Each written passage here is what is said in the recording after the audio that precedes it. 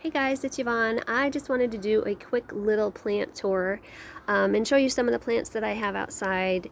They have been outside all summer. They love it out here. They are happy. They thrive. But it is almost time for them to be coming in the house because it's going to be getting cold and then it's going to be frosting soon. So before that happens and they all have to come inside, I thought it'd be kind of fun to show you some of the plants that I have.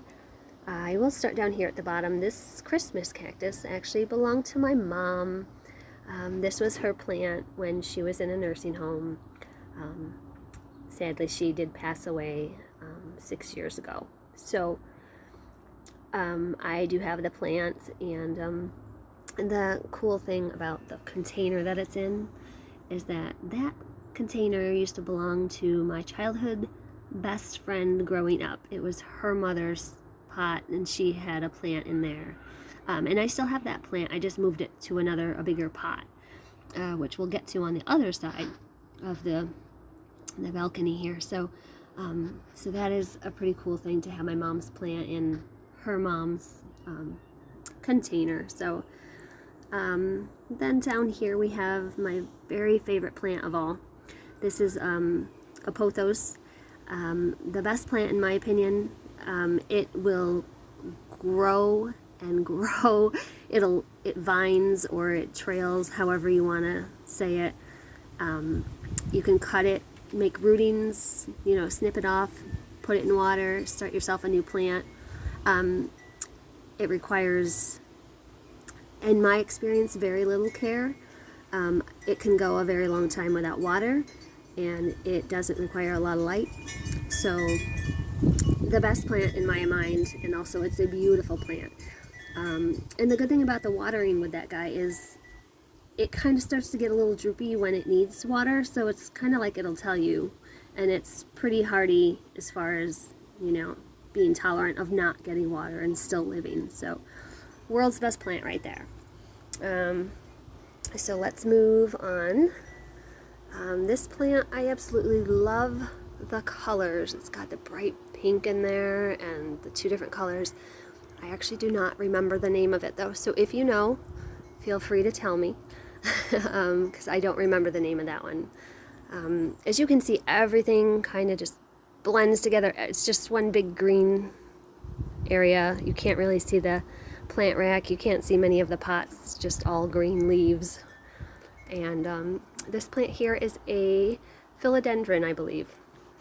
I feel like it's probably a family of the pothos, but I think that they are. I think that is a different plant. And then up here we have the purple wandering Jew. Sometimes I think they're called a purple heart. And this plant, I got it just from a little cutting that somebody had given me. And it does very well outside. When I bring it back in the house, though, at the end of summer, it'll start to lose some of its beautiful purple color. But for now, we love it the way it is, and we'll just appreciate that. Then all down here, you can see these are all baby spider plants. So I have basically two huge clusters of probably 10 or 12 plants apiece. Let me show you the massive root system on some of these guys. So it'll focus. So those are some of the roots.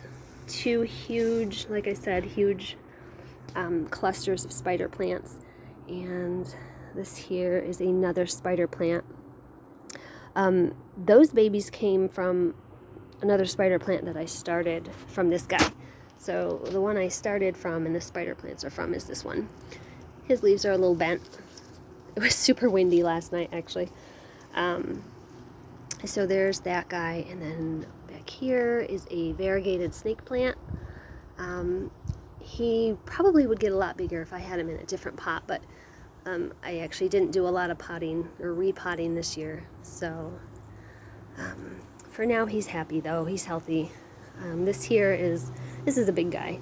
This is a Dracaena, I think it's called a dragon tree. Very pretty plant. It's kind of got like the red color you can see on the edge of the leaves. So that's a really nice plant. And then down here I have a Dracaena lemon lime. It just keeps growing taller and taller. Pretty easy to care for. Let's see, let's move on. We have another Dracaena here. Wait, oh, it's the same one as that one. I just realized that, I'm sorry. And then we have the Christmas poinsettia. This I actually got, I've had this for about 3 years. My husband actually got me this plant, and you know, it doesn't look great. It's a little sparse, but I can never throw plants away, so I've kept it for about 3 years. Of course, it would do better if I put it in a bigger container, but for now, there it is. But it's very green and very healthy, and about 3 years old, so not bad. We have another Christmas cactus that I just kind of put inside this big pot. Another Dracaena. Cool thing about this plant, which is actually a surprise to me, I don't know if we'll be able to figure it out. So, I can't really see. So, this plant had fallen over at one point, and it broke. The thing is, you know, the stems broke, and I had no idea that it would grow, and it made like 3 new shoots from where the stem broke. It had gotten knocked over one winter. Not winter, it got knocked over with the wind, and when it fell, it broke. So that's kind of what happened, unfortunately, to the leaves. But it grew, so it grew about 3 new shoots, and this is a beautiful plant too, with the colors. But I don't actually remember the name of this. If you know, feel free to tell me, because I don't remember. And then just behind this guy is another larger Christmas poinsettia, and this one I got at the hotel where I work, and they were gonna throw it away because Christmas was over, but before they did, they asked me if I wanted it, and of course I said yes. So there's that.